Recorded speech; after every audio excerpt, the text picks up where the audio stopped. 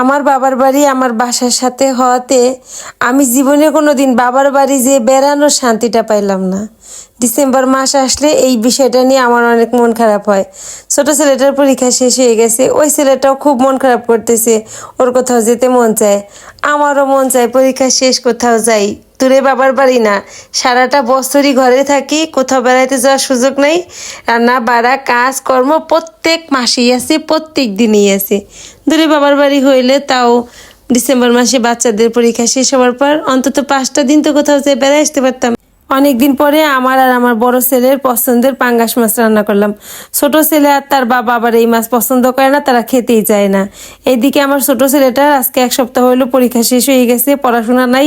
দুই ভাই সারাক্ষণ ঘরের ভিতরে যে কি তাণ্ডব চালায়, আমি শেষ এদের অত্যাচারে। আর এই যে ওই মানুষটাকে বলছিলাম যে জলপাইয়ের আচার খাইতে মন চাইতেছে, জলপাই এনো আচার দিব। আমি বলছি 2 কেজি জলপাই আনতে, সে নিয়ে আসছে 5 কেজি জলপাই। মানে ধৈর্য আনতে বলছি, বাইন্দা নিয়ে চলে আসছে। এটা কোনো কথা? এই 5 কেজি জলপাইয়ের আচার দিয়ে আমি কি করব? কয়েকদিন হইলো জলপাই আইনে রেখে দিছি ফ্রিজে।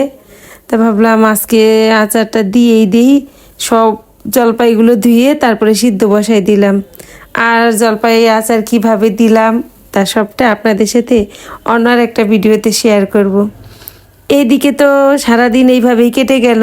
সন্ধ্যাবেলা আবার আমার মেজো বোন আমাকে ফোন দিয়ে বলল, বড়দি আমি শোভানাপুরের কীর্তনে যাব, তুমি যাবা নাকি? গেলে আমাদের সাথে যাইতে পারো। আমার তো কীর্তনে যাইতে প্রতিদিনই মন চায়। আমি ভাবছিলাম গতকালকে যাব না, গতকালকে ছিল বৃহস্পতিবার, ভাবছিলাম বৃহস্পতিবারে যাব না, আবার শুক্রবার দিন যাব। তো ও যখন বলল যে ও যাবে, আমি আর না করতে পারলাম না। আমার তো কীর্তনে যাইতে প্রতিদিনই মন চায়। তারপরে বললাম ঠিক আছে যাব, তোমরা যখন যাবা আমাকে নিয়ে যাইও। তোরা বললো বড়দি জনতা ব্যাংকের মোড়ে আসো, আমরা রেডি হয়ে আসতেছি। তো আমি জনতা ব্যাংকের মোড়ে আসলাম, তারপর ওরাও আসলো, আমরা একসাথে 3 জনে মিলে আসলাম শোভারামপুরে কীর্তন। আমি তো যেখানে কীর্তন হয় যাই, আমার কীর্তন শুনতে অনেক ভালো লাগে। আমার মন চায় না আমি ঘরে ফিরে আসি, মন চায় যদি কীর্তনের এই কয়টা দিন ওইখানেই বসে থাকতে পারতাম। আমার মেজো বোনের আবার তেমন একটা আসার সুযোগ হয় না। ওর 2টা ছেলে, ওদের পড়াশোনা নিয়ে ওর অনেক ব্যস্ত থাকতে হয়, তেমন একটা সময় পেয়ে ওঠে না। তো গতকালকে তার ছেলেদের পরীক্ষা শেষ হয়ে গেছে, ছেলেরা বেড়াইতে চলে গেছে, আর সে আর তার বর 2 জনে মিলে আসছে কীর্তনে। 2 বোনে মিলে অনেক সময় কীর্তন শুনছি। আমার বোনের বড় অনেক সময় বসে কীর্তন শুনছে। তারপরে আমরা কীর্তনের আসর থেকে বের হয়ে আসলাম। বের হয়ে এসে আমরা গরম গরম পাঁপড় খাচ্ছিলাম। পাঁপড় খেতে খেতে আমার মেজো বোন বলতেছিল, চলো বড়দি আমরা গরম গরম খিচুড়ি খাইয়ে আসি। আসলে শীতের সময় কীর্তনে গেলে গরম খিচুড়ি না খেলে ভালো লাগে না। তারপরে চলে আসলাম গরম গরম খিচুড়ি খেতে। আর তখন লোকজন ছিল না, রাত তখন 11:30 প্রায় বাজে, একদম ফাঁকা। গতকালকে বৃহস্পতিবার ছিল, লোকজন নাই। আজকে শুক্রবার, আজকে আবার আমি যাব কীর্তন শুনতে, আজকে অনেক লোকজন থাকবে। তো গরম গরম ধোয়া ওঠা খিচুড়ি খেলাম 3 জনে মিলে। আর খিচুড়িটা অনেক স্বাদ হয়েছিল। আমার আবার পাতলা খিচুড়ি তেমন পছন্দ না, একটু ঘন খিচুড়িটা বেশি ভালো লাগে। তো খিচুড়িটা ঘন ঘন ছিল, বেশ ভালো লাগছে। এরপরে আমরা গরম বাদাম কিনে নিলাম।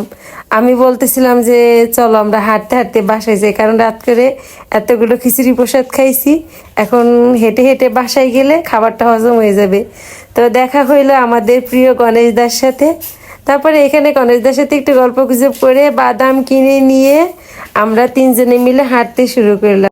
শীতের মধ্যে হাঁটতেই ভালো লাগে। অটোতে কিংবা রিক্সায় উঠলে যে বাতাসটা লাগে ওইটা আরও কষ্টকর। তো আমার মেজো বোনও বলতেছিল বড়দি হাঁটলেই ভালো লাগবে। তারপর 3 জনে মিলে বাদাম পাঁপড় খেতে খেতে হাঁটতে হাঁটতে কত গল্প, কত কথা, কত হাসাহাসি। তো আমরা চলে আসলাম বাসায়। বেশি সময় লাগে না ওইখান থেকে আমাদের বাসায় আসতে, হাঁটতে হাঁটতে 15 থেকে 20 মিনিট সময় লাগে। তো আমরা বাসায় চলে আসলাম হাঁটতে হাঁটতে। আজকের মতো ভিডিওটা এই পর্যন্তই। ভিডিওটা ভালো লাগলে অবশ্যই লাইক কমেন্ট শেয়ার করে পাশে থাকবেন।